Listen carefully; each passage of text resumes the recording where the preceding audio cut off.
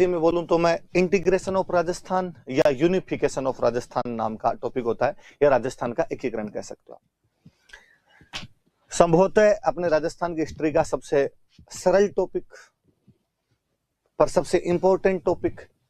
हर साल क्वेश्चन पूछे जाते हैं, इवन प्री में क्वेश्चन आएगा, मेंस में क्वेश्चन आएगा, और इंटरव्यू वालों के लिए तो फेवरेट टॉपिक है। वो आपसे कुछ ना कुछ इसके बारे में पूछ ही लेते हैं कि इससे संबंधित कितने चरणों में राजस्थान बना था, कौन कौन सी रियासत थी, कौन कौन से राजा थे, ऐसे खूब सारे क्वेश्चन आपसे इस बारे में पूछ लिए जाते हैं। तो आज हम इस टॉपिक को पढ़ेंगे। हालांकि स्टूडेंट अक्सर जब इस टॉपिक को पढ़ता है तो रट्टे वट्टे मारने की कोशिश करता है। कई बार स्टूडेंट कहता है सर ट्रिक बता दो, ट्रिक से याद कर लेंगे, ऐसे तो याद होंगे नहीं। और मुझे लगता है यार इससे सिंपल तो इस दुनिया में कोई चीज हो ही नहीं सकती। कितना सिंपल सिंपल सा टॉपिक है, थोड़ा सा दिमाग लगाने की बात है, उससे याद हो जाएंगे। ऐसे ट्रिक से क्या क्या याद करेंगे, इतनी सारी चीजें होती है, तो ट्रिक से वैसे ही याद नहीं हो सकती। थोड़ा सा आप मेरे साथ में एंजॉय करना, टॉपिक को थोड़ा समझने की कोशिश करना, वाकई आपको लगेगा कि यार इससे इजी कुछ ही नहीं है। और समझ लोगे तो बाद में आप किसी को बताओगे तो भी आपको मजा आएगा, आपको लगेगा यार यही था क्या, सिंपल सी इतनी बातें हैं क्या। और आपको खूब सारी नई चीजें पता चलेगी, या नई नहीं पता चलेगी तो कम से कम चीजों को याद करना सीख जाओगे। नहीं तो क्या है, आपको आती होगी ज्यादातर जो चीजें। राजस्थान का एकीकरण, इंग्लिश में बोले तो इंटीग्रेशन ऑफ राजस्थान या यूनिफिकेशन ऑफ राजस्थान। जब अपने ये शब्द बोलते हैं ना एकीकरण, तो सबसे पहले तो ये दिमाग में आता है कि किसका एकीकरण, क्या था जिनको एक करना था। क्या पहले राजस्थान नहीं था? तो हम कहते हैं कि नहीं, पहले राजस्थान नहीं था। हमने तो अलग अलग रियासतें पढ़ी, हमने पढ़ा एक मेवाड़ था, मारवाड़ था, भरतपुर था, धौलपुर था, टोंक था, ऐसे अलग अलग रियासतें हुआ करती थी।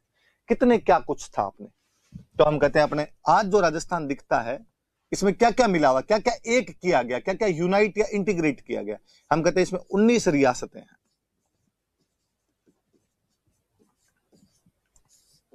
अंग्रेजी में कहें तो 19 प्रिंसली स्टेट्स है, 19 रियासतें हैं, 3 ठिकाने हैं।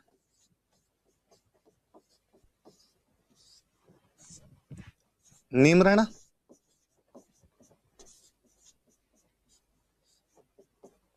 कुशलगढ़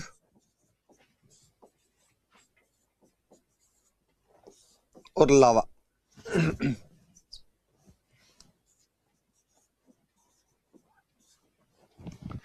एक केंद्र शासित प्रदेश है।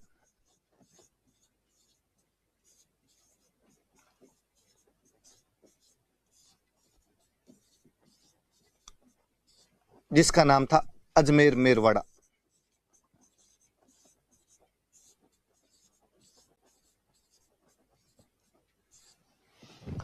उन्नीस 3 22 और 1 23, ये कुल 23 आइटम थे जिनको मिला के आपका राजस्थान बनाया गया।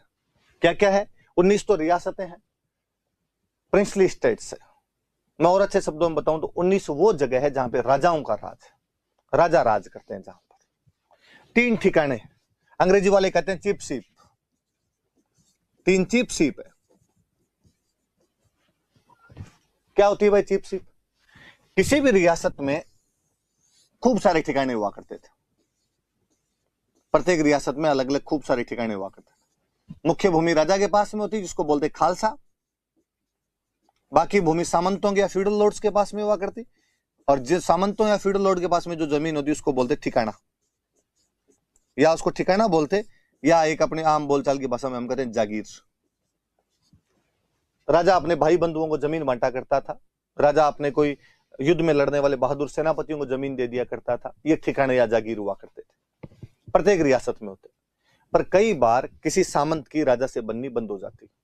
अंग्रेजों के आने के बाद में सामंत के अंग्रेजों के साथ में रिलेशन हो गए मान लो अच्छे, तो अंग्रेज उसको कहते कि भाई आज के बाद में, ये मान लो एक रियासत तो जिसको कह दिया आज के बाद में तुम्हारे वाला ठिकाना अलग, ये ठिकाना हम तो अलग कर देते। अंग्रेज इस ठिकानों को अलग से मान्यता दे दिया करते। इस प्रकार अंग्रेजों ने अलग अलग रियासतों से 3 ठिकाने अलग कर दिए थे। एक ठिकाना अलग कर दिया था नीमराणा, अलवर रियासत से किया गया। एक ठिकाना अलग कर दिया गया कुशलगढ़, बांसवाड़ा रियासत से किया गया। एक ठिकाना अलग किया गया लावा, जो कि टोंक रियासत से किया गया। 3 अलग अलग रियासतों से कर दिए गए। नीमराणा अलवर से, कुशलगढ़ जो था वो आपके बांसवाड़ा से, लावा जो था वो टोंक रियासत से अलग कर दिया गया था। रियासतें लगभग का हमने इतिहास पढ़ा था, ज्यादातर का हमने सारे पढ़ लिया था, कौन से वंश का राज था, कौन कौन सी रियासतें थी, सबके नाम आए थे। नहीं भी आए तो आगे अब हम पढ़ेंगे तो और नाम आ जाएंगे, किसी एक आधे का नाम नहीं है, एक आधे के बारे में हमने नहीं पढ़ा तो अब हम उनके बारे में पढ़ लेंगे। ये 3 ठिकाने, इनमें थोड़े थोड़े मैं वंश बता दूं। जैसे नीमराना में चौहान हुआ करते थे, कुशलगढ़ में मैंने कल ही बताया था शायद राठौड़ हुआ करते थे, लावा में नरूका थे, कछवाहों की एक ब्रांच थी, अलवर में पढ़ते हम, वो यहां पे हुआ करते थे। ये थोड़ा याद रख लेना, क्योंकि मैंने कभी पहले भी बताया होगा कि एक बार क्वेश्चन पूछा हुआ है कि बिजोलिया ठिकाने में कौन सा राजवंश था, तो हम परमार पढ़ते हैं। उसी प्रकार को यहां भी पूछ सकता है। निमराना में चौहान थे, कुशलगढ़ के अंदर राठौड़ थे और लावा के अंदर नरूका थे। एक जगह थी जहां पे डायरेक्ट अंग्रेजों का अधिकार था, चीफ कमिश्नरी बोला करते थे। चीफ कमिश्नर बैठता था यहां पे, इसलिए इसको बोलते थे चीफ कमिश्नरी। और ये जो चीफ कमिश्नरी हुआ करती थी, इस चीफ कमिश्नरी का नाम था अजमेर मेरवाड़ा। पृथ्वीराज चौहान 1192 के त्रैन के दूसरे युद्ध में हार जाते हैं। उसके बाद से अजमेर पर लगभग उस शक्ति का कब्जा रहा था जो देश की मुख्य शक्ति थी, केंद्रीय शक्ति थी।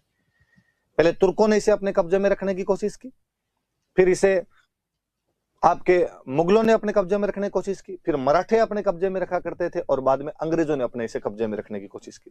बीच बीच में थोड़े समय के लिए अपने मेवाड़ मारवाड़ के अधीन भी आता जाता रहा था, लेकिन फिर भी जो दिल्ली में या जो देश की केंद्रीय शक्ति होती वो चाहती कि मैं अजमेर पे कब्जा कर लूं, क्योंकि अजमेर अपने राजस्थान के बीचों बीच था और यहां पे कब्जा करके पूरे राजस्थान पे कंट्रोल किया जा सकता था।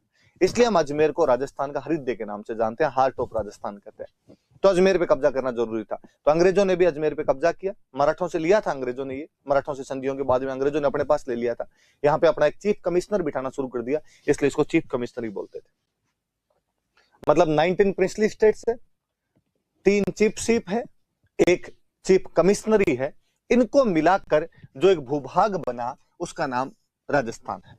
इसलिए हम पढ़ते हैं कि ये राजस्थान का एकीकरण है।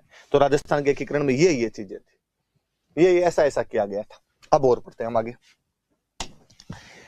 तो क्या ये एकीकरण के जो प्रयास थे ये आजादी के बाद किए गए?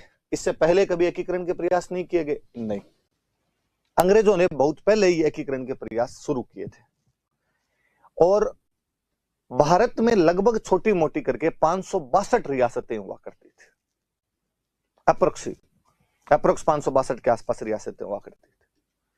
कई हैदराबाद जैसी बहुत बड़ी बड़ी रियासत हुआ करती थी, कई तो बहुत छोटी छोटी रियासतें हुआ करती थी एकदम। साइमन कमीशन जब आया था उसके बाद से लगातार ये एक बात होने लग गई थी कि यार रियासतों का भारत में विलय किया जाना चाहिए। तब भारत 2 भागों में बंटा हुआ रहता था। एक वह भारत जहां पर अंग्रेजों का राज था, इसको बोलते थे ब्रिटिश इंडिया।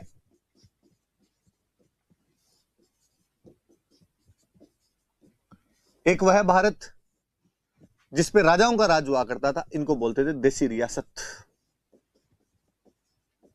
प्रिंसली स्टेट्स, देसी रियासत बोला करते थे। अंग्रेजों का यह था कि इन दोनों को मिलाया जाए। हम आगे मॉडर्न इंडिया पढ़ेंगे तब और पढ़ेंगे। 1935 ईस्वी में भारत शासन अधिनियम आया था, गवर्नमेंट ऑफ इंडिया एक्ट आया था।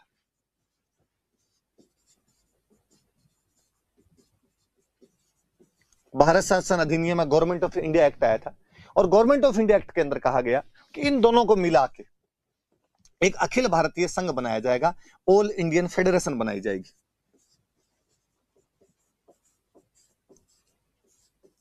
अखिल भारतीय संघ बनाया जाएगा। कौन कौन दो मिलाए जाएंगे इसके अंदर? इसमें ब्रिटिश इंडिया मिलाया जाएगा,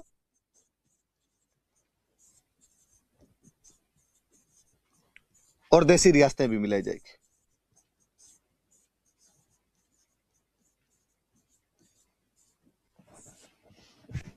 का ब्रिटिश इंडिया को और देसी रियासतों को मिला के एक ऑल इंडियन फेडरेशन बना दिया जाए, ऐसा 1935 के गवर्नमेंट ऑफ इंडिया एक्ट में या भारत शासन अधिनियम में कहा गया था। जब मैं 1935 का भारत शासन अधिनियम बोल रहा हूं तो आपके दिमाग में आ रहा होगा कि हाँ, दिलीप सर ने हमें बताया था कि हमारे संविधान का एक बहुत बड़ा भाग यहां से कॉपी पेस्ट मारा हुआ है। तो इसी के अंदर यह बात भी कही गई थी कि ब्रिटिश इंडिया और देसी रियासतों को मिलाकर एक अखिल भारतीय संघ बना लिया जाए। पर अंग्रेजों ने कहा भाई हमारे वाला भारत है, इसको तो हम मिला ही देंगे, कोई किंतु परंतु नहीं, नो इफ नो बट। पर जो राजाओं वाला भारत है ना, उसमें भाई जोर जबरदस्ती नहीं करेंगे हम। राजा चाहे तो मिला लो, राजा नहीं चाहे तो मत मिलाओ। और कम से कम जब तक 50% पॉपुलेशन वाले राजा नहीं मिलेंगे, इतनी रियासतें नहीं मिलेगी कि कुल रियासतों का 50% इधर आ जाए, तब तक हम विलय नहीं मानेंगे, तब तक ये अखिल भारतीय संघ नहीं बन पाएगा। कुल मिला के देशी राज्यों का भारत में मिलना या ना मिलना, या फेडरेशन में मिलना या ना मिलना, राजाओं की मर्जी पे छोड़ दिया गया, राजाओं की रुचि पे छोड़ दिया गया, उनके इंटरेस्ट पे छोड़ दिया गया। अब यार कौन राजा चाहेगा कि वो अपने रियासत का दूसरी जगह विलय कर दे? भले ही छोटा सा देश था पर उसका खुद का था, वो कैसे चाहे कि मेरे रियासत की एग्जिस्टेंस, मेरे रियासत का अस्तित्व है, पूरा समाप्त हो जाए और मैं किसी दूसरी रियासत के अंदर इसका विलय कर दूं?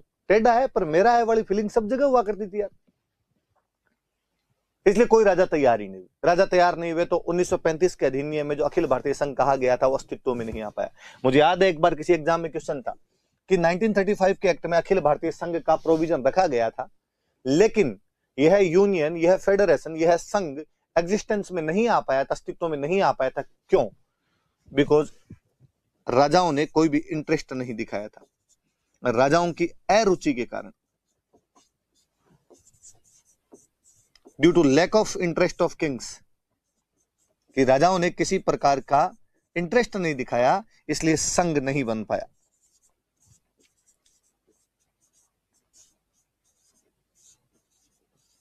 इसलिए संघ अस्तित्व में नहीं आया।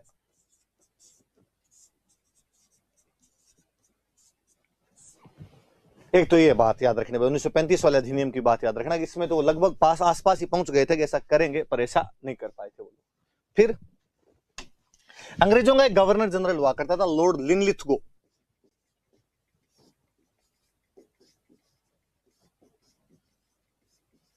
अंग्रेजों का गवर्नर जनरल था, जीजी था। इसने बेचारे ने प्रयास किए थे, इसने कहा था कि यार राजा महाराजाओं को अलग छोड़ो यार, क्या दो दो टुकड़े कर रखे हैं, अंग्रेजों वाला भारत अलग, राजाओं वाला भारत अलग, इनको मिला के एक कर देते हैं, साथ में मिला देते हैं। पर इसके प्रयास भी रंग नहीं ला पाए थे। बाद में क्रिप्स मिशन आया, उसने सेम बातें की।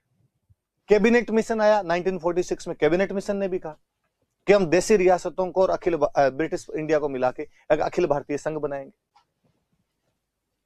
तो लास्ट तक जाते जाते भी अंग्रेज यही चाहते थे कि जो देशी रियासतें जितनी भी अलग नहीं रहनी चाहिए, इनका भारत में विलय किया जाना चाहिए या संघ में मिल जानी चाहिए। ये तो मुझे तो कभी समझ में नहीं आता कि अंग्रेजों को बेचारों को क्यों कहते रहते हैं कि वो फूट डालो राज करोगी नीति अपनाना चाहते थे। कहां फूट डाल रहे हैं, बेचारे एक करने के प्रयास कर रहे थे। थेड साइमन कमीशन से लगे थे वो एक करने के लिए, एक हो जाओ एक हो जाओ, अपने में लक्षण नहीं थे। पर अब कैबिनेट मिशन 46 तक आते आते साफ हो गया कि भाई एक तो ना पड़ेगा। कैबिनेट मिशन में कहा गया कि संविधान सभा का गठन किया जाएगा और संविधान सभा में राजाओं को अपने प्रतिनिधि भेजने पड़ेंगे। 93 सीट दे दी गई राजाओं को और कहा अपने प्रतिनिधि भेजो। ब्रिटिश इंडिया वालों को कहा कि तुम तो अपने चुनाव करवा लो, चुनाव के तहत भेज दो। राजाओं को कहा भाई तुम देख लो अपने, राजाओं का चुनाव तो कौन करवाए, हम तो नॉमिनेट कर देंगे, हमारे बंदे भेज देंगे, हम तो करो जो भी तुम्हें करना है वो किया जाना चाहिए। शुरुआत में तो कईयों ने यह भी आनाकानी दिखाई कि यार संविधान सभा में भेजना है या नहीं भेजना है, इसमें भी कईयों के लफड़े रहे, पर धीरे धीरे बाकी सब मान गए थे और संविधान सभा में तो भेज दिए थे। अब जब ये बातें हुई कि आपको मिलना ही पड़ेगा, तो अपने एक मेवाड़ के राजा हुआ करते थे, भोपाल सिंह, महाराणा भोपाल सिंह, मेवाड़ के महाराणा हुआ करते थे। शायद मेवाड़ वाले वीडियो में मैंने इनका फोटो भी दिखाया था आपको। मेवाड़ एक बड़ी रियासत थी अपने, और बड़ी क्या थी, आप यदि ढंग से समझो ना, ये तो अपनी हिस्ट्री पता नहीं इन लोगों ने कैसे लिख दी, तो आप ये मान लो कि मेवाड़ का राजा पूरे राजस्थान का राजा हुआ करता था, बाकी सब उसके अंडर थे। मेवाड़ वाला ही सर्वे सर्वा था, उसको सब कुछ माना करते थे। आप देख लो खानवा का युद्ध हुआ है तो सब उसकी तरफ से लड़ने के लिए गए हैं, तो कोई ऐसा नहीं किया, ये उसके अंडर ही थे, लड़ने के लिए जाना ही पड़ता। हुरडा सम्मेलन हो रहा है तो अध्यक्ष वो बन रहे हैं, देबारी समझौता हो रहा है तो वो ये समझौते करवा रहे हैं। 57 की क्रांति हुई तो सारे राजाओं ने स्वरूप सिंह जी से पूछा कि आपका क्या मूड है। तो कहीं ना कहीं बाकी राजा भी भले ही मुगलों के शासन के बाद में अपने स्वतंत्र हो गए थे, मेवाड़ वालों का इन पे कोई अधिक नियंत्रण नहीं रहा होगा, टैक्स भी मेवाड़ इनसे नहीं लेता होगा, पर मन में एक सबके था कि यार ये सबसे बड़ा है मेवाड़ वाला जो है। अंग्रेज भी इस बात को मानते थे, इसलिए अंग्रेज मेवाड़ वालों को एक अलग स्टेटस देके रखा करते थे। तो मेवाड़ महाराणा भूपाल सिंह ने 25-26 जून 1946 को उदयपुर में एक मीटिंग बुलाई राजाओं की। कहां के राजा? तो अपने राजस्थान के राजाओं को कहा तुम आ जाओ, पास में गुजरात लगता था, गुजरात वालों को कहा तुम भी आओ, और मध्य प्रदेश वाला मालवा, यहां के राजाओं को कहा तुम भी आओ, सारे आ जाओ और सारे मिलकर बातचीत करते हैं कि क्या करना है और क्या नहीं करना है। 22 प्रतिनिधि आए थे, कहीं कोई राजा, कहीं राजा का राजकुमार, 22 प्रतिनिधि इसके अंदर आए। भोपाल सिंह जी ने कहा कि देखो अलग अलग रहेंगे ना तो जो छोटी छोटी रियासतें हैं ना, इनको तो भारत सरकार गटक जाएगी, समझ में नहीं आएगा तुम्हारे। इससे अच्छा है अपने सब मिलके अपना एक प्रांत बना लेते हैं और फिर भारत सरकार से बार्गेनिंग करने में सहूलियत रहेगी। हम कहेंगे इतना बड़ा भूभाग है हमारा साथ में, मिलाना चाहते हो तो हमें ये दो, नहीं मिलाना चाहते हो तो हम अलग रहेंगे, थोड़ा ठीक रहेगा। अपने सब मिलके राजस्थान, गुजरात और मालवा वाले राजा अपना एक अलग प्रांत बनाते हैं, अलग एक देश बनाते हैं, जिसका नाम रखा जाए राजस्थान यूनियन। कोई आपसे ये क्वेश्चन पूछेगा कि राजस्थान के कौन से राजा ने राजस्थान, गुजरात और मालवा की रियासतों को मिलाकर राजस्थान यूनियन बनाने का प्रयास किया था? तो ये काम करने वाले जो थे वो कौन थे? मेवाड़ महाराणा भूपाल सिंह। 25-26 जून 1946 को उन्होंने उदयपुर में इसके लिए मीटिंग की। राजस्थान, गुजरात और मालवा के 22 प्रतिनिधियों ने या राजाओं ने इसके अंदर भाग लिया और मेवाड़ महाराणा भूपाल सिंह ने उनके सामने राजस्थान यूनियन बनाने का प्रस्ताव रखा। यूनियन बनाते हैं अपने एक, क्योंकि इन तीनों में, राजस्थान में, गुजरात में और मालवा की अधिकतर रियासतें राजपूत रियासतें थी, तो उनका भी राजस्थान यूनियन बन जाएगा, तो पूरी टेरिटरी राजस्थान हुआ करती थी। मालवा और गुजरात का ये सौराष्ट्र काठियावाड़ वाला इलाका था, तो ये अपने राजस्थान की भूभाग हुआ करते थे। देख लो नीमच की छावनी में तो क्रांति हुई, तो मेवाड़ से सेना गई नीमच की छावनी की क्रांति को दूर करने के लिए, तो इधर अपने वहां तक अपना ही टेरिटरी हुआ करती थी गुजरात, और यहाँ पे खूब बड़ा भूभाग मालवा के अंदर अपने क्षेत्र के अंदर आया करता था। बाकी राजाओं ने कहा सोच के जवाब देंगे आपको क्या करना है क्या नहीं करना है। मेवाड़ महाराणा एक और कोशिश की, वापस अगले साल 23 मई 1947 को। तब तक मेवाड़ महाराणा के एक संवैधानिक सलाहकार बन गए थे के.एम. मुंशी।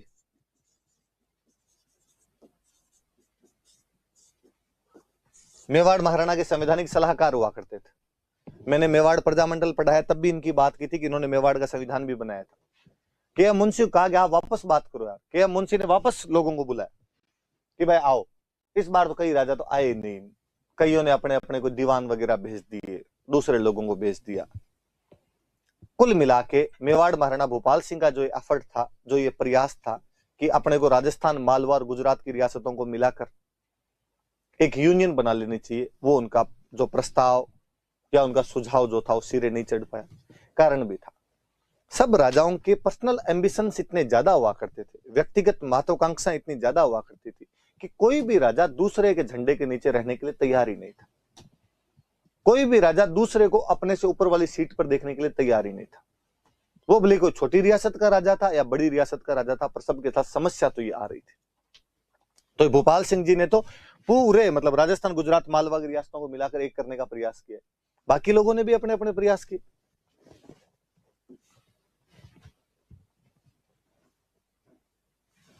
जैसे जयपुर में एक राजा हुआ करते थे सवाई मान सिंह सेकंड।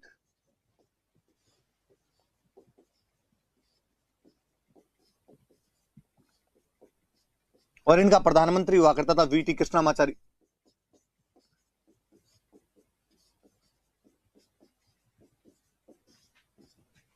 इन्होंने भी ऐसे प्रयास किए, आसपास के पड़ोसी राज्यों को बुला के कहा यार अपने एक हो जाते हैं, आप सब मिल जाओ। जयपुर वालों की हालांकि निगाह दो जगह थी, ये अलवर और करौली वाला जो इलाका था इसको जयपुर के अंदर मिलाना चाहते थे, क्योंकि किसी समय ये दोनों भूभाग जो थे ये जयपुर रियासत का पार्टी हुआ करते थे। बाद में धीरे धीरे इन क्षेत्र अलग हुए थे। करौली वाला जो बेल्ट था उसमें भी कई एरिया जयपुर वालों के पास हुआ करते थे, अलवर वाले तो जयपुर के नियंत्रण में हुआ करते थे। तो इनको लगता था इनको मिलाया जाए, पर इनके प्रयास भी रंग नहीं ला पाए थे। ऐसे ही डूंगरपुर में एक राजा हुआ करते थे, लक्ष्मण सिंह। डूंगरपुर के राजा थे लक्ष्मण सिंह। लक्ष्मण सिंह जी ने बांसवाड़ा और प्रतापगढ़ वाले राजाओं को बुलाया, खुद डूंगरपुर के बांसवाड़ा प्रतापगढ़ को बुलाया, बुला के कहा अलग अलग पड़े पड़े क्या करेंगे, मिलके एक बन जाते हैं, वागड़ संघ बना लेते हैं। इन्होंने वागड़ यूनियन बनाने का प्रयास किया।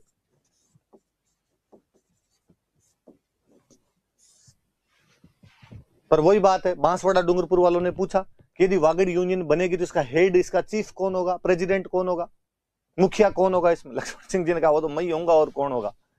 उनका नहीं, हम भी फेयर एंड हैंडसम ही लगाते हैं, आप क्यों बनोगे, हम भी बन सकते हैं। वही आपस में टकराव, पर्सनल एम्बिशंस इतने हावी हो जाया करते थे कि बाकी लोग इन चीजों के लिए भी तैयार नहीं हुए। ऐसे कोटा में एक राजा हुआ करते थे, भीम सिंह।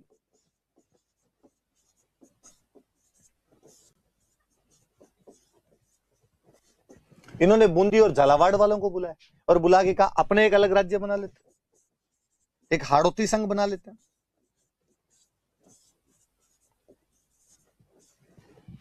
पर ये लोग भी इसके लिए तैयार नहीं, तो इनके प्रयास भी फलीभूत नहीं हो पाए। राजस्थान में कुल मिला के 4 राजाओं ने ऐसा कुछ करने का प्रयास किया था।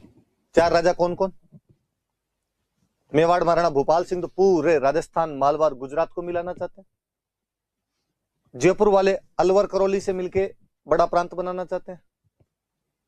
डूंगरपुर वाले लक्ष्मण सिंह जी बांसवाड़ा और प्रतापगढ़ को मिलाना चाहते हैं और वागड़ संघ बनाना चाहते हैं। कोटा वाले भीम सिंह जी आपके बूंदी और झालावाड़ को मिला के हाड़ौती संघ बनाना चाहते हैं, लेकिन ये प्रयास इनके सफल नहीं हो पाए। इससे पहले अंग्रेजों का गवर्नर जनरल लॉर्ड लिनिथगो ऐसे प्रयास कर रहे हैं। 1935 का भारत शासन अधिनियम तो लिख के दे रहा है कि तुम मिलो, पर राजाओं ने कोई इंटरेस्ट नहीं दिखाया, इस वजह से वो जो यूनियन थी वो बन नहीं पाई थी। अब हम पढ़ते हैं और आगे क्या किया जा रहा है इन सब के बीच में और क्या हो रहा है। अब सबसे बड़ी बात, उधर भारत सरकार लगी हुई कि नहीं इनका विलय तो करना है, कैसे न कैसे करके इनसे बातचीत की जाए, इनका विलय किया जाए।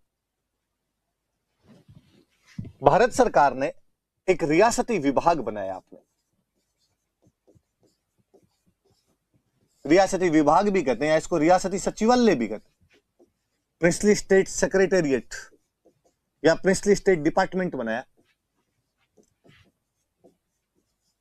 5 जुलाई 1947 को। 2 बंदों को जिम्मेदारी सौंपी। इसके मंत्री तो बनाए गए सरदार वल्लभ भाई पटेल,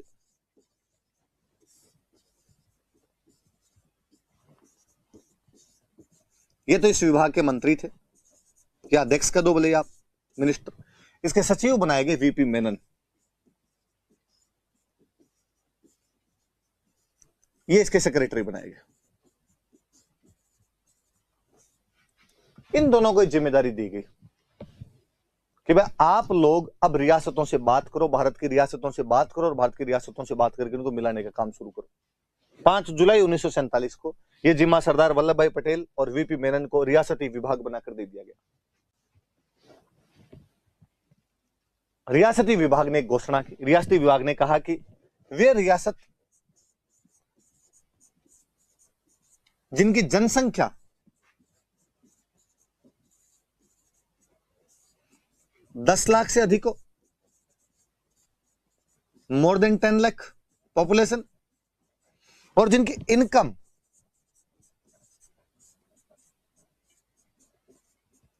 1 करोड़ से अधिक हो, मोर देन 1 करोड़, वो अपना सेपरेट एग्जिस्टेंस रख सकती है, वो अपना स्वतंत्र अस्तित्व रख सकती है।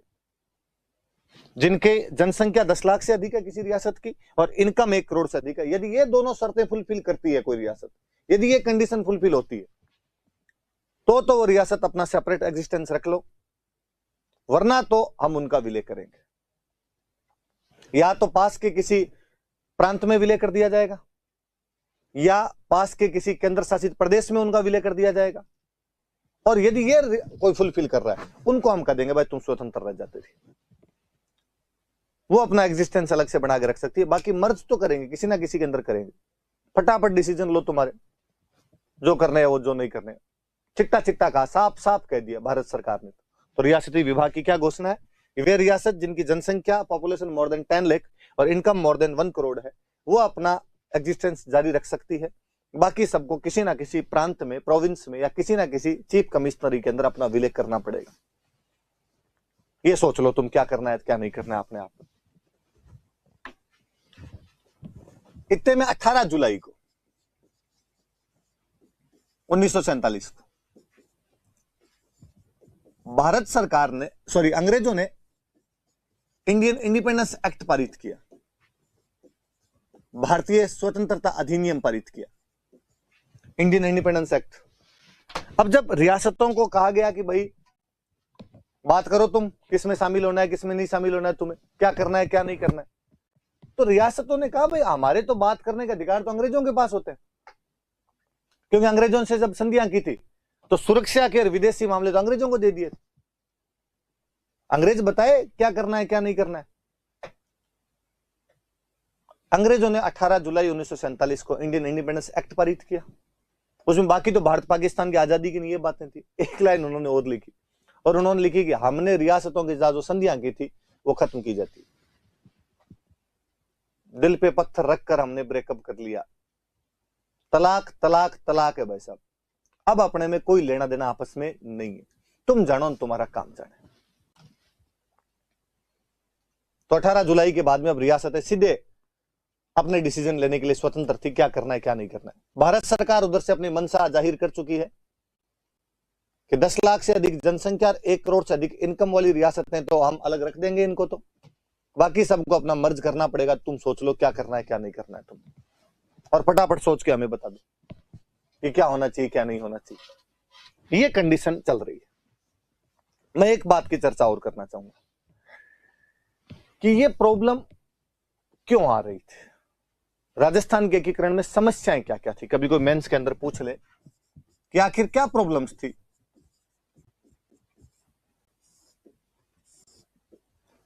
या भारत सरकार भी अपने राजस्थान वालों की तरफ ज्यादा ध्यान दे रही थी, ऐसी क्या चीजें थी। बाकी रियासतों के एकीकरण में इतना कुछ नहीं झेलना पड़ा था भारत सरकार को जितना अपने राजस्थान में इधर हो गया था। कारण सुनिए, एक कारण तो यह था कि हम सीमा पर स्थित थे, हम एक फ्रंटियर प्रोविंस पे थे। सीधे सीधे 3 रियासत, जोधपुर, जैसलमेर और बीकानेर,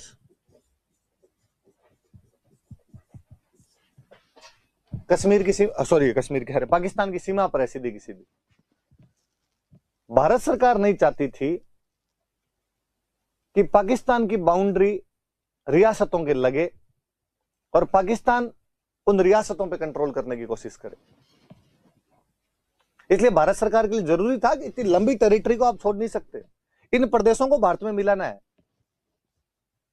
वरना ये बफर स्टेट बनकर रह जाएंगे भारत और पाकिस्तान के बीच में और हमेशा डिस्प्यूटेड एरिया रहेंगे। कश्मीर वाला जो हाल हुआ था वो इधर हो सकता था, इसलिए वल्लभ भाई पटेल के दिमाग में श्योर था कि इधर वालों को तो लेना है अपने। पाकिस्तान ताक में भी बैठा था पूरी तरीके से, इधर वाली रह जाए तो हम इनसे बातचीत करें, वो बातचीत करने के भी प्रयास कर रहा था, बातचीत से नहीं माने तो हमला करके ले लेंगे अपने। एक तो ये समस्या कि हम फ्रंटियर प्रोविंस थे, इसलिए हमको लिया जाना जरूरी था। एक समस्या थी भारत सरकार के सामने कि फ्रंटियर पर, सीमा के ऊपर ऐसे रियासतों को खुला नहीं छोड़ा जा सकता। एक और बड़ी जोरदार प्रॉब्लम हो गई, कम्युनल राइट्स हो गए थे 2 जगह।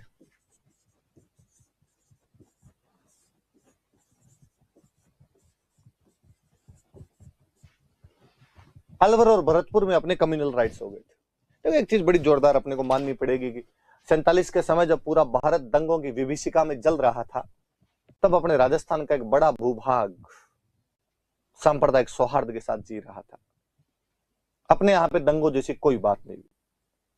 राजाओं ने अपने शासन तंत्र में इस प्रकार की कोई घटना उपस्थित ही नहीं होने दी। अपने घटना दो जगह उपस्थित हुई, अलवर और भरतपुर। इसका रीजन पिछले कई वीडियो में उपस्थित है, यदि किसी ने थोड़े से ढंग से सुने हो तो। एक तो अलवर और भरतपुर दोनों यूपी की सीमा पर स्थित थे। यूपी में यह सांप्रदायिक सौहार्द बिगड़ा हुआ था शुरू से। और यदि तो मैं इस बात को कहूं कि पाकिस्तान की मांग करने वाले सारे मुस्लिम नेता यूपी के ही थे, तो अतिशयोक्ति नहीं है। इंटेलेक्चुअल थिंक टैंक जो भी पाकिस्तान का था वो पूरा यूपी का ही था। तो बदकिस्मती भारत की यह है कि मांग की यूपी वालों ने, बंटा पंजाब और बंगाल। तो यूपी के बॉर्डर पे जो थे उनके अंदर ये भावना होनी स्वाभाविक सी बात थी। तो अलवर भरतपुर में ये भावना आ रही थी, यहां पे दंगे भड़कने लग गए थे। और नोटिस कीजिए आप, अलवर भरतपुर में बहुत पहले से हिंदी भाषा को लेकर ऐसे आंदोलन चल रहे हैं। ये सब चीजें भी सांप्रदायिक भावना बिगाड़ने वाली ही थी, इसलिए अलवर भरतपुर के अंदर ये कंडीशन आ रही थी। फिर और क्या समस्या थी अपने राजस्थान से? राजाओं की व्यक्तिगत महत्वाकांक्षा।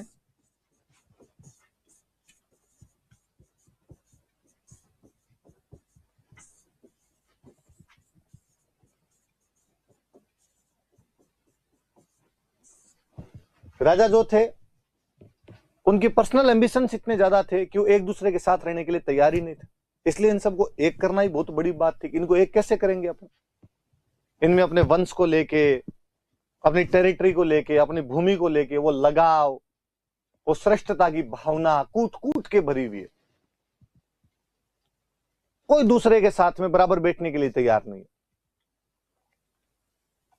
तो भारत सरकार के लिए समस्या थी कि यार इनको तो पहले बिठाओ तो सही। और मेवाड़, मेवाड़ का गौरवशाली इतिहास जो था वो भी अपने आप में एक समस्या बना हुआ था इस समय।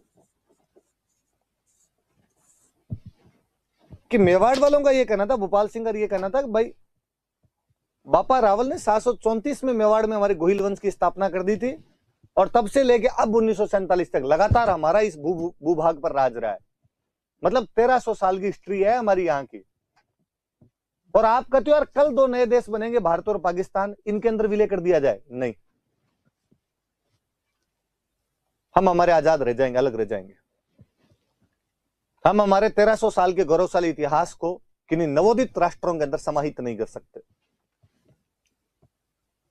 भारत सरकार इस बात पर बहुत श्योर थी कि यदि मेवाड़ का विलय कर लिया गया तो बाकी भारत की रियासतों का विलय करना बहुत सरल हो जाएगा।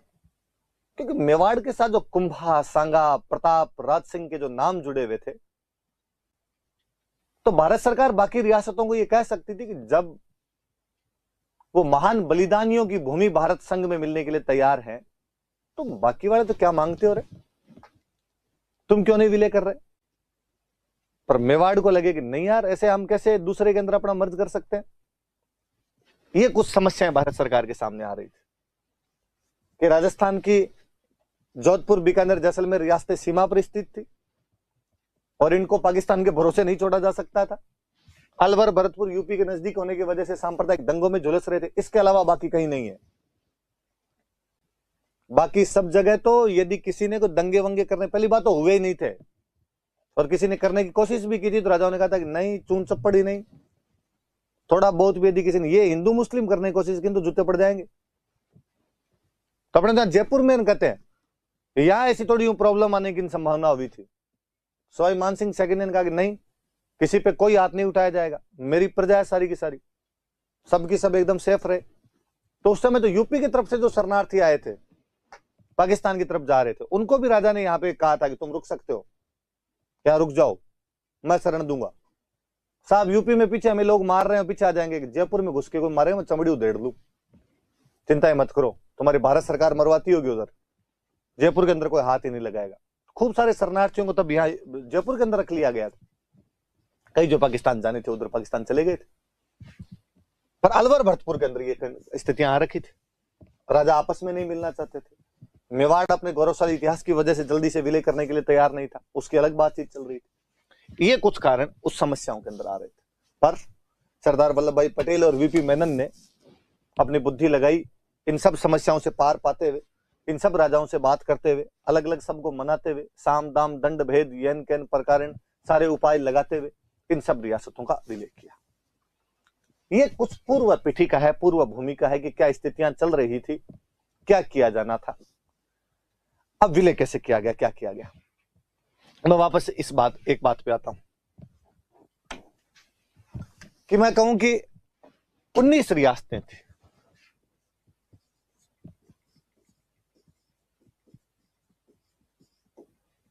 कितनी रियासतें थी? 19। कैसे विलय किया जाए, क्या विलय किया जाए? जब भारत सरकार ने कहा कि वे रियासतें जिनकी जनसंख्या 10 लाख से अधिक और इनकम 1 करोड़ से अधिक है, अपना सेपरेट एग्जिस्टेंस रख सकती है, पृथक अस्तित्व जारी रख सकती है, तब इस शर्त को राजस्थान में 4 रियासतें फुलफिल कर रही थी। कौन कौन सी 4 रियासतें? मेवाड़, मारवाड़, जयपुर और बीकानेर। इन 4 का तो आप बात करनी नहीं है, ये अपना सेपरेट रख सकते हैं। मर्ज वाली बात बाकियों को मिलाना है आपको। ये 4 अपना अलग भी रख सकते हैं अपने आप को। कौन कौन सी रियासतें? मेवाड़, मारवाड़, जयपुर, बीकानेर। 10 लाख से अधिक जनसंख्या है, 1 करोड़ से अधिक इनकम है। 19 में से 4 गई, पीछे कितनी बची? 15। मैं ठिकानों की वो तो बात ही नहीं कर रहा, उनको तो भारत सरकार ने कहा इनको तो ले लेंगे, कैसे ले लेंगे। पहले रियासतों के राजाओं वाले की बात की जाए। 15 बचे। 15 में एक रियासत थी सिरोही, बॉम्बे और राजस्थान की बाउंड्री पे। कल वाले वीडियो में भी मैंने बताया कि बॉम्बे गुजरात और महाराष्ट्र को मिलकर बना करता था। इसका मतलब सिरोही अपना गुजरात के बॉर्डर पे। गुजरात का एक बंदा इस विलय की पूरी जिम्मेदारी ले रहा था, सब कुछ वही कर रहा था, सरदार वल्लभ भाई पटेल। हर व्यक्ति में क्षेत्रवाद होता है, किसी में कम, किसी में ज्यादा। वल्लभ भाई पटेल भी इस बीमारी से अछूते तो नहीं थे। मारवाड़ी की कहावत है कि गोडा पेट का नहीं मुड़े, घुटने पेट की तरफ मुड़ेंगे हमेशा। वल्लभ भाई पटेल ये चाहते थे कि सिरोही का विलय गुजरात में किया जाए, या यूं कह दो कि बॉम्बे में किया जाए। तब गुजरात बॉम्बे का पार्ट था। क्यों भाई? सिरोही में ऐसा क्या पड़ा है? सिरोही में 2 चीजें, माउंट आबू और देलवाड़ा। माउंट आबू और देलवाड़ा में ऐसा क्या है? तो माउंट आबू एक हिल स्टेशन है, देलवाड़ा में बहुत सुंदर सुंदर जैनों के मंदिर है। वल्लभ भाई पटेल इस बात को बहुत अच्छे से जानते थे कि ये दोनों टूरिज्म की दृष्टि से, पर्यटन की दृष्टि से इकोनॉमिक रिसोर्सेज है, रेवेन्यू का स्रोत है अपने आप में। जिसके पास आबू और देलवाड़ा जाएंगे, इधर राजस्थान और बॉम्बे, उनका टूरिज्म बढ़ेगा। जिनका टूरिज्म बढ़ेगा उनके रेवेन्यू के रिसोर्सेज बढ़ेंगे। तो क्यों ना अपने गुजरात में मिले, क्यों ना अपने बॉम्बे में मिले, इसलिए अपने इधर बढ़ जाएगा। तो वल्लभ भाई पटेल ने कहा सिरोही से तो बात करने की जरूरत ही नहीं है, सिरोही तो हम किधर मिलाएंगे? बॉम्बे। एक और कम कर दिया आपने। उधर जैसलमेर जो था वो एक बात जानता था कि इधर आपने एक तरफ पड़ा है पाकिस्तान, एक तरफ पड़ा अपने जोधपुर। और जैसलमेर को पता था कि अकेले इधर रहे तो पक्का जो है वो पाकिस्तान अपने को विलय करने का प्रयास करेगा। और पाकिस्तान ने प्रयास भी कर लिए थे। पता नहीं आप में से कितने लोगों को पता है, कितना नहीं है। जब ये आजादी की प्रक्रिया चल रही थी ना, पाकिस्तान ने 3 जगह हमले किए, कश्मीर, बलूचिस्तान और जैसलमेर। कश्मीर पे, बलूचिस्तान पे और जैसलमेर पे। बलूचिस्तान तब अंग्रेजों ने स्वतंत्र छोड़ा था उसको, पाकिस्तान हमला करता है, बलूच मुकाबला करते हैं, हार जाते हैं, पाकिस्तान कब्जा कर लेता है। पूरा का पूरा बलूचिस्तान पाकिस्तान के पास में। हालांकि बलूच आज भी मांग करते हैं कि हमें आजादी दी जाए। पाकिस्तान आज भी उन पर भयंकर भयंकर अत्याचार करता है। थोड़े दिनों पहले ही उनकी जो बलूच महिला आर्मी जो है, उनकी नेता, उसको मार दिया गया कनाडा के अंदर। कनाडा या कौन से देश, शायद जहां तक मुझे आ रहा है कनाडा के अंदर ही मारा गया। पहले भी उनके कई नेताओं को मारा हुआ है। चीन पाकिस्तान इकोनॉमिक कॉरिडोर जो है, सीपीईसी उनका जो है, वो बलूचिस्तान के अंदर से गुजर रहा है। उसके बावजूद बलूचिस्तान को लगता है कि रिसोर्सेज हमारे, फायदा ये लाहौर वाले उठाते हैं, पंजाब वाले उठाते हैं। बलूचों में कभी पाकिस्तान के साथ जुड़ने की भावना नहीं आई, क्योंकि बेचारे बलूचों का जबरदस्ती उन्होंने विलय किया था। एक हमला किया पाकिस्तान ने हमारे कश्मीर पर। कश्मीर के महाराजा हरि सिंह भागकर नेहरू जी के पास आए। नेहरू जी ने डिसीजन लेने में थोड़ा सा टाइम लगाया। जब तक वो डिसीजन लेते तब तक पाकिस्तान आधे कश्मीर पे अपना कब्जा कर चुका था। उसके बाद इंडियन आर्मी गई, उसने उसको वहीं रोक दिया। उस समय थोड़ा सा यदि देर और दिखा देते और आर्मी थोड़ा सा आगे और चली जाती तो आधा जो जीता हुआ था वही छीन लेते। पर हम जहां थे वहीं रुक के उस मामले को यूएन में ले गए। फिर वो स्थिति स्टेटस को पे आ गई कि आधा उनके पास है, आधा अपने पास है। अपने कहते हैं पाक अधिकृत कश्मीर है, पीओके है, हमारा हिस्सा है। आज नहीं तो कल उसको वापस लिया जाएगा, लेंगे हम उसको वापस। पाकिस्तान कहता है कि आजाद कश्मीर है। पाकिस्तान ने एक हमला किया जैसलमेर पे। जैसलमेर के राजा को लगा यार पार नहीं पड़ेगी। जैसलमेर के राजा ने जोधपुर से सहायता मांगी। जोधपुर की आर्मी गई और पाकिस्तान की जो आर्मी इधर कब्जा करने के लिए थी, कबीला ही भेजते थे पाकिस्तानी, सेना नहीं भेजी उन्होंने, कबीले भेजा करते थे। कबीले की ड्रेस पहना के भेजते, सैनिक ही थे पर होते वो कबीलाई के बेस में थे। जोधपुर और जैसलमेर की सेना ने उस पाकिस्तान की कबीलाइयों को यहां से भगा दिया था।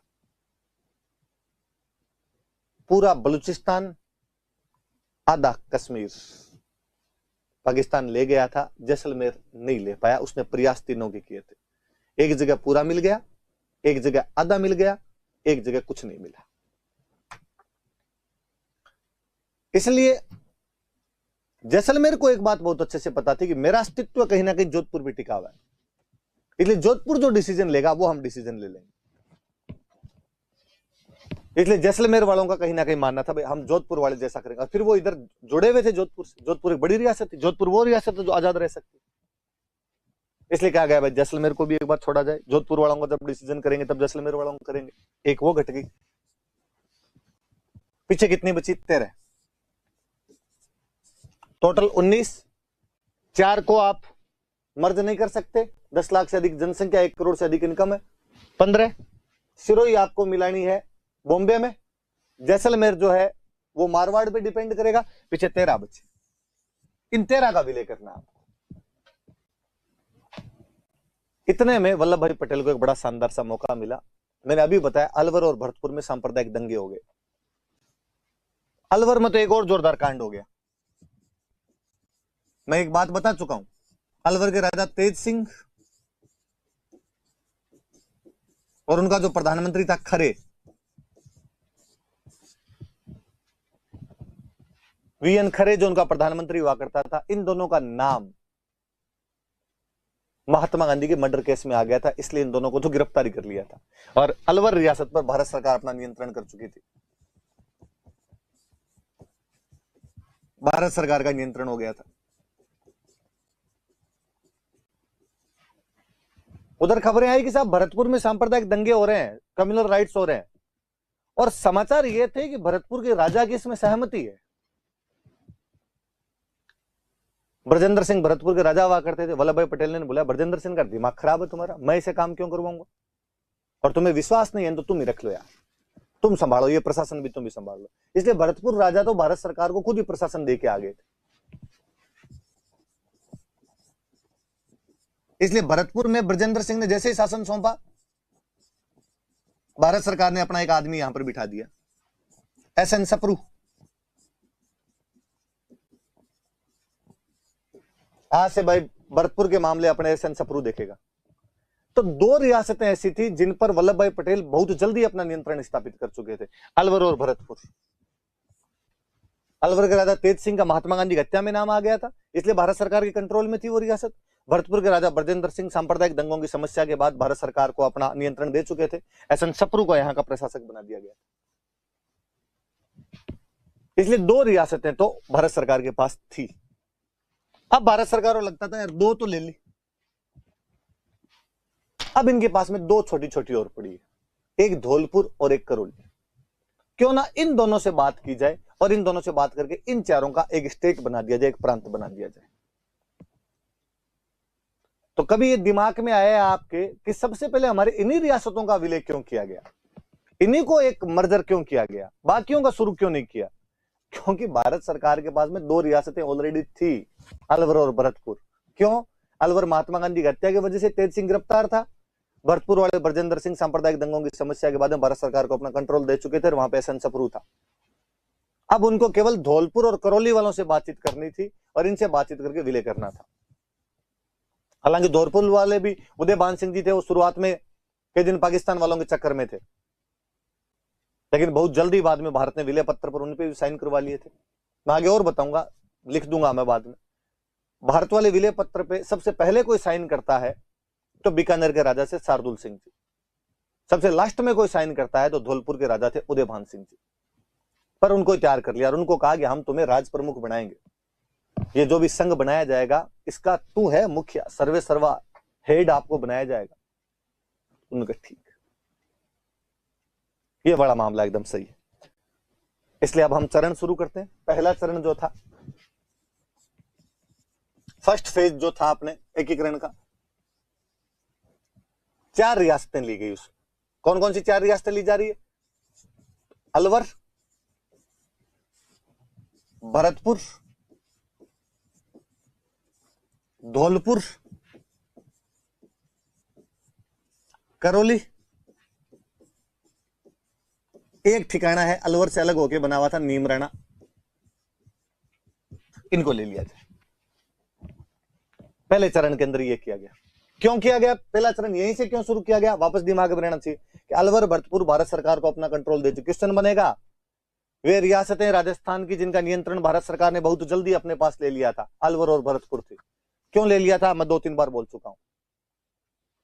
2 बची धौलपुर और करौली, इन दोनों को दिए लॉलीपॉप। धौलपुर वाले राजा थे उदयभान सिंह जी,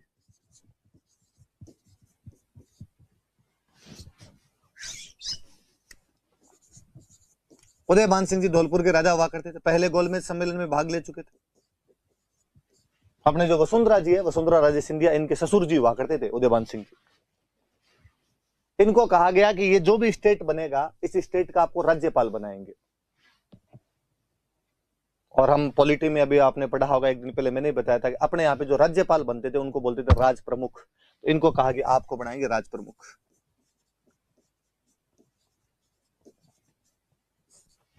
उदयभान सिंह को तो क्या बना दिया? राज प्रमुख।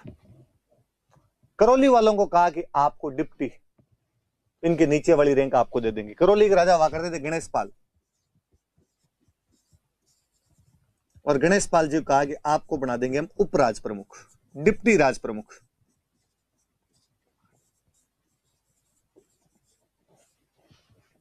दो का कंट्रोल पहले था, 2 को आपने लॉलीपॉप दे दिया। नीमराणा ठिकाना था, वो तो आना ही था साथ में, जाता किधर बापड़ा। चारों का विलय कर दिया। तो पहले चरण में 4 रियासतों का विलय हुआ है, अलवर, भरतपुर, धौलपुर, करौली और नीमराणा। धौलपुर वाले उदयभान सिंह करे राज प्रमुख बनाएंगे, करौली वाले गणेश पाल जी करेंगे आपको हम क्या बनाएंगे? उपराज प्रमुख। का ये चारों को मिला के नाम क्या रखें? वही संविधान के एक बड़े अपने बंदे के एम मुंशी, कन्हैयालाल माणिक्यलाल मुंशी, उनसे पूछा, मुंशी जी यार आप तो राजस्थान में रहे हुए भी हो,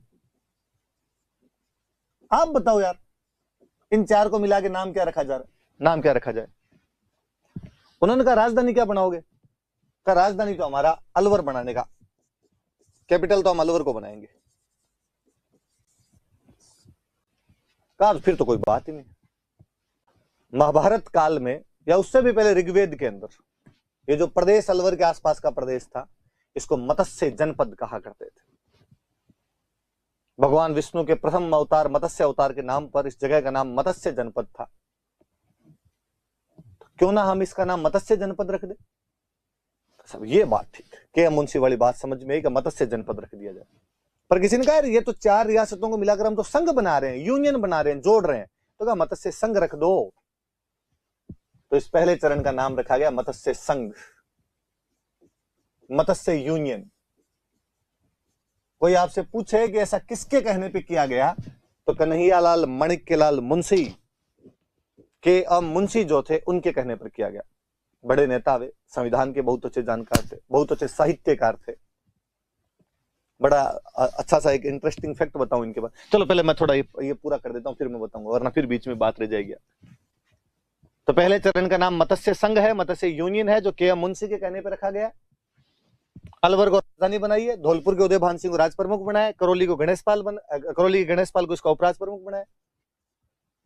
कहा ये जो यूनियन बनेगी इसका उद्घाटन कहां करें, तो कहा भरतपुर में उद्घाटन कर दो, यही बचा हुआ बेचारा। इनोग्रेशन कहां किया जाएगा, तो भरतपुर में इनोग्रेशन कर दें। कब करोगे, तो कहा 18 मार्च को किया जाए, 18 मार्च 1948 को इस मत्स्य यूनियन का उद्घाटन किया गया। इसलिए मैं कहता हूं कि 15 अगस्त 1947 को अपना को ज्यादा लेना देना है नहीं, तब तक तो अपने साथ ये बातचीत यही चला करती थी। अपने तो ये पहला चरण ही 18 मार्च 1948 से शुरू हो रहा है, जब इनका प्रांत बनाने की बातें चल रही है, अपने आप प्रांत बनाए जा रहे। का करेगा कौन, ये उद्घाटन करेगा कौन? भारत सरकार के एक मंत्री हुआ करते थे, एनवी गाडगिल, नरहरि विष्णु गाडगिल। ऊर्जा मंत्री थे, लेबर मिनिस्ट्री हुआ करती थी उनके पास में, माइंस मिनिस्ट्री हुआ करती थी उनके पास में।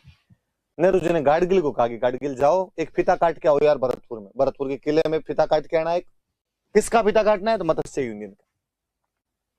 किसके कहने पे, तो के एम मुंशी कहने पे। कौन कौन सी रियासतें, तो अलवर, भरतपुर, धौलपुर, करौली। अलवर भरतपुर क्यों ली, दिमाग में आना चाहिए आपके। धौलपुर वाले को बना दिया राज प्रमुख, ये सबसे बड़े भी थे उम्र में, लॉलीपॉप भी यही दिया था इनको, राज प्रमुख बनाएंगे, इधर आ जाओ। करौली वालों को कहा गया आपको हम बना देंगे उपराज प्रमुख। और फिर इन दोनों राजाओं से तो पहले भारत सरकार नियंत्रण ले ही चुकी थी, इनको और बनाने की वैसे ही बात नहीं। तेज सिंह तो गिरफ्तार थे उधर दिल्ली के अंदर, नजरबंद कर रखा था। ब्रजेंद्र सिंह अपना शासन ही छोड़ चुके थे, इनको तो बनाना ही क्या। अलवर को राजधानी बनाई, भरतपुर को उद्घाटन दिया गया। 18 मार्च 1948 को गाडगिल जो थे उद्घाटन करने के लिए आ गए। ये पहला चरण बन गया। अब एक तो राज्यपाल होता है, एक किसी राज्य में क्या होता, मुख्यमंत्री।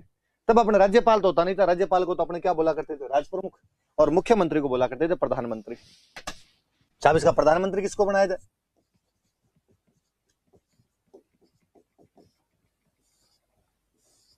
प्रधानमंत्री कौन बनेंगे, तो कहा प्रधानमंत्री बना दो इसका शोभाराम कुमावत को।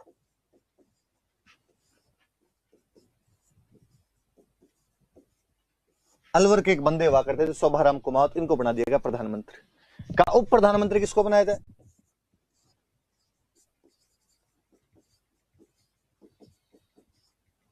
भरतपुर वाले अपने, जिनको हम राजस्थान का नेहरू कहते हैं, जुगल किशोर चतुर्वेदी।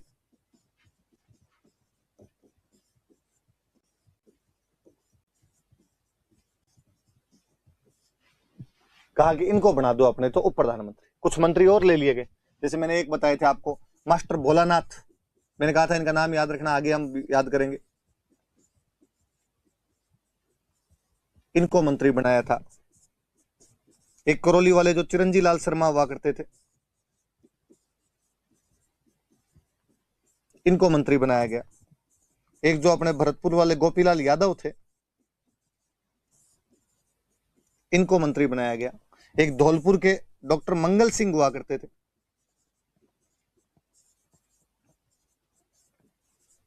इनको मंत्री बना दिया गया, एक मंत्रालय बनाया गया पूरा। वो राज प्रमुख, उपराज प्रमुख, ये प्रधानमंत्री, ऊपर। ये नाम याद रखना, नीचे वाले याद रहे तो ठीक, नहीं याद रहे ठीक। मास्टर भोलानाथ अलवर से थे, चिरंजी लाल शर्मा करौली से थे, गोपीलाल यादव भरतपुर से। प्रजामंडल वाले नेता याद रह जाएंगे, डॉक्टर मंगल सिंह धौलपुर से हुआ करते। ये जितनी भी अपने क्षेत्र यहां पर लिया गया था, ये जो मत्स्य संघ बना था, इसकी पॉपुलेशन जो है वो 18 लाख थी, और इसकी जो इनकम थी इस क्षेत्र की 1,84,00,000 थी, या आप कहो तो 184 लाख थे। इस प्रकार यह हमारा पहला चरण जो था वो कंप्लीट हुआ। क्या बात है, वापस देख लो।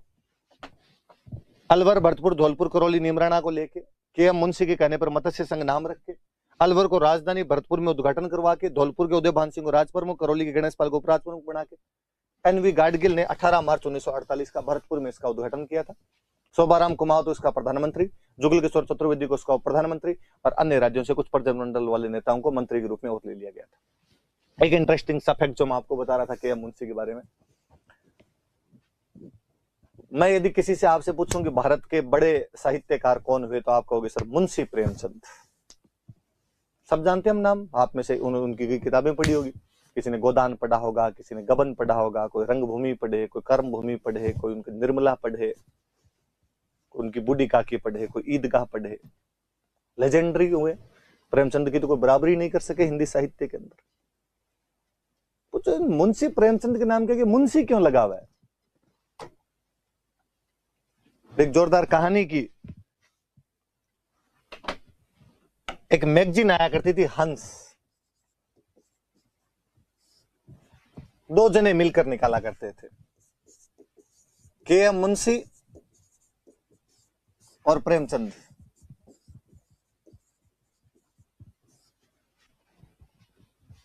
तो संपादक का नाम क्या लिखा जाए? संपादक लिखने होते थे, संपादक द्वे, दो संपादक है, क्या लिखा जाए? इनका पूरा नाम लंबा, कन्हैयालाल माणिक्यलाल मुंशी, प्रेमचंद, दोनों के नाम लिखो, कन्हैयालाल माणिक्यलाल मुंशी कोमा प्रेमचंद, फिर कहा तो लंबा हो जाएगा। तो मुंशी जी ने कहा मेरा तो मुंशी मुंशी लिख दो यार, बढ़ने दो, पूरा कौन लिखे। तो लिखा मुंशी।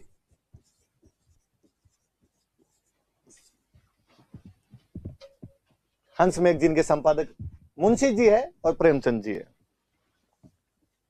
धीरे धीरे कन्हैयालाल माणिक्यलाल मुंशी तो संविधान की तरफ और पॉलिटिक्स में उधर मुड़ गए, इधर कोमा हट गया बीच में से, इसलिए प्रेमचंद जी के नाम के आगे लग गया मुंशी प्रेमचंद।